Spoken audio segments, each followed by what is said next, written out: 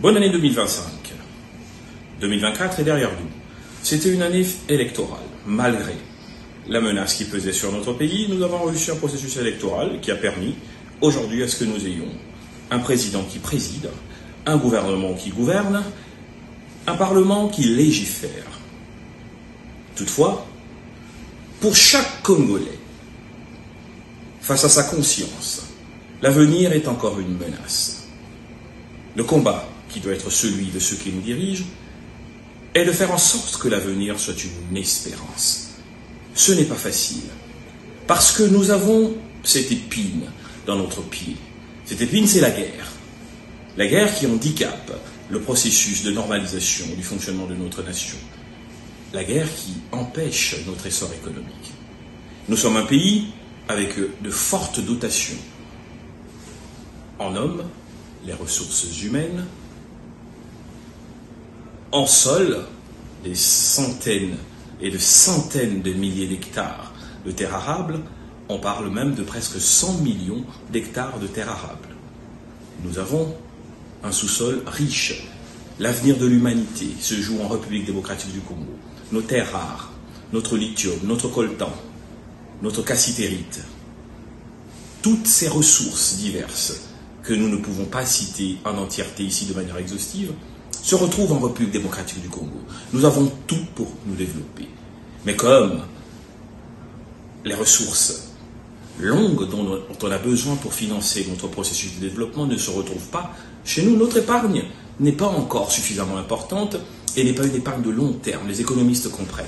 Et il nous faut un apport extérieur solide en termes d'investissement direct étranger, en termes d'equities. Malheureusement pour nous, tant qu'il y aura cette guerre, le risque pays sera élevé et sur le radar de ceux qui décident pour ces viabilités économiques, parce que ce ne sont pas les individus mais des groupes d'intérêts, nous serons toujours une nation en guerre dans laquelle il serait difficile d'investir. La guerre est un problème.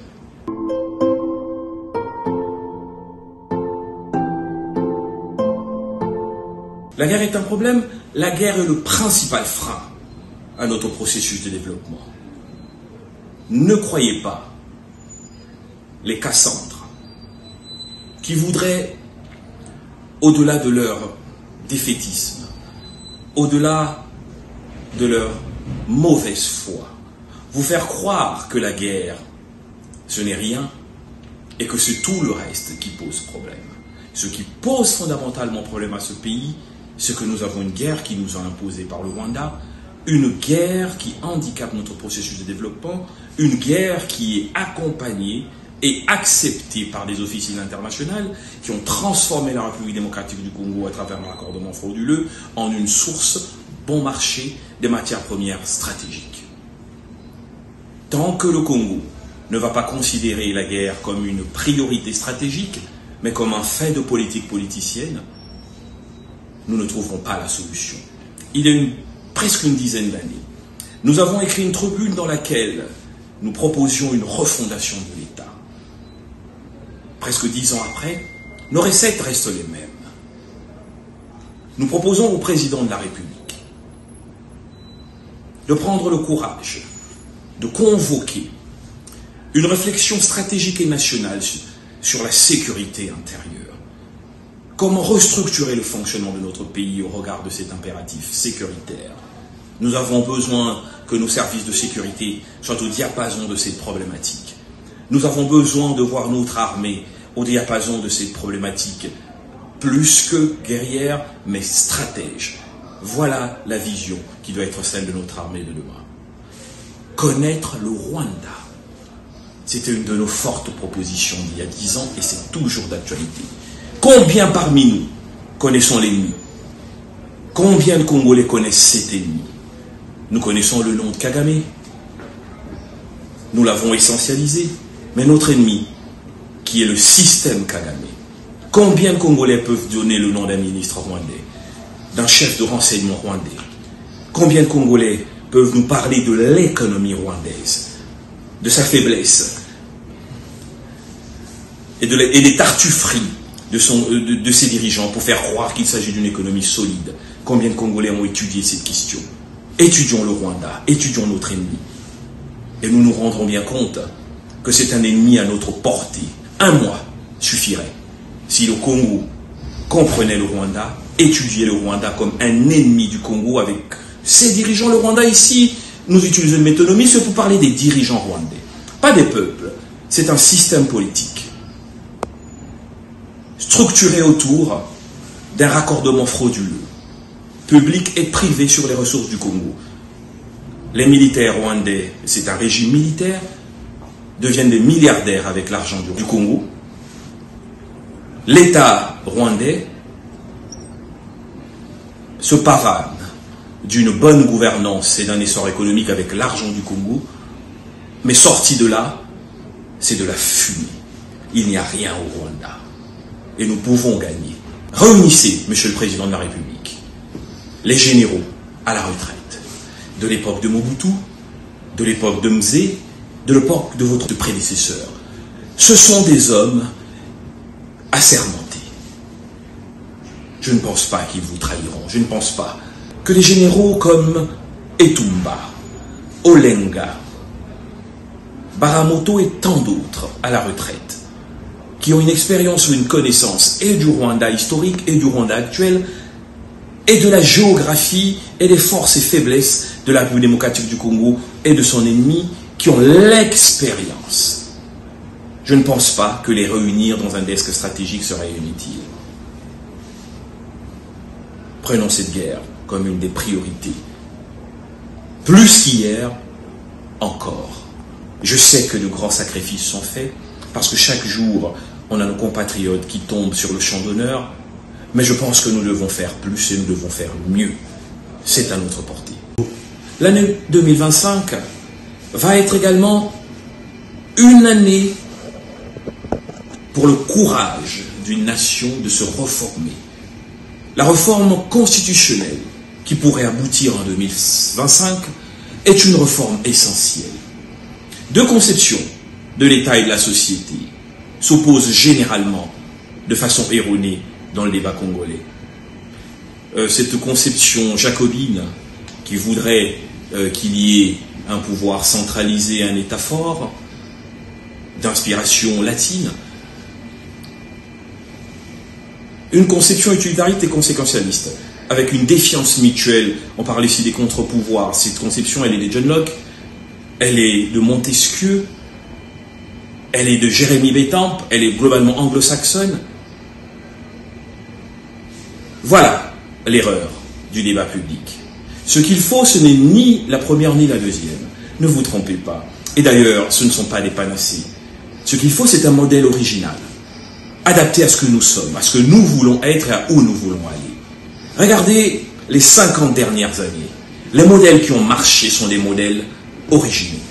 Le modèle japonais, original. Impossible à dupliquer ailleurs. Le modèle singapourien, original. Adapté. Besoin de Singapour. Les résultats sont là. Et nous voulons la même chose au Brésil. Nous voulons la même chose dans les dragons asiatiques, d'une manière globale, Corée du Sud, Taïwan, Hong Kong. Ça veut dire que le Congo, 60 ans après, 60 ans et des poussières, doit pouvoir se doter de la maturité nécessaire pour comprendre que la dislocation idéologique de cette intelligentsia aliénée à la sauce occidentale n'est pas la solution. Il faut un modèle original, adapté à notre réalité, à notre conception de l'avenir et à nos espérances. Nous avons l'intelligentsia capable de réfléchir et de proposer une originalité, une spécificité congolaise qui s'inscrira dans le temps et qui dotera le Congo d'un instrument de développement. Une constitution qui n'est pas un instrument de développement ne sert à rien. Mais pour que 2025, au-delà de tout ce que nous projetons et nous espérons comme réforme, marche, la réforme la plus importante, et cela de manière conjoncturelle, tout de suite maintenant, c'est la réforme de notre gouvernement. Avant même de penser à l'efficacité d'une réforme de l'État, il faut une réforme du gouvernement. Parce que le gouvernement, c'est la cheville ouvrière qui met à l'application la vision du chef de l'État au quotidien. D'ailleurs, le chef de l'État n'est redevable que devant le peuple, à la fin de son mandat, une fois tous les 5 ans. Entre-temps, notre interlocuteur du quotidien, c'est le gouvernement. Mais si ce gouvernement ne comprend pas qu'on ne peut pas gouverner en 2024 comme on gouvernait en 1960 avec Lumumba ou dans les années 80 avec Kengo, et qu'aucune réforme en termes d'organisation et de fonctionnement du gouvernement n'a été faite, nous ne pouvons pas réussir. Einstein disait, répéter la même chose et penser obtenir des résultats différents, c'est ce qu'on appelle la folie. Le gouvernement doit être reformé dans sa manière de se construire, dans sa manière de fonctionner. Il faut imaginer une approche dans laquelle l'équilibre entre la politique et la compétence, entre la compétence et les résultats attendus, soit la clé de voûte du fonctionnement de cet organe majeur, au cœur de l'organisation de notre société.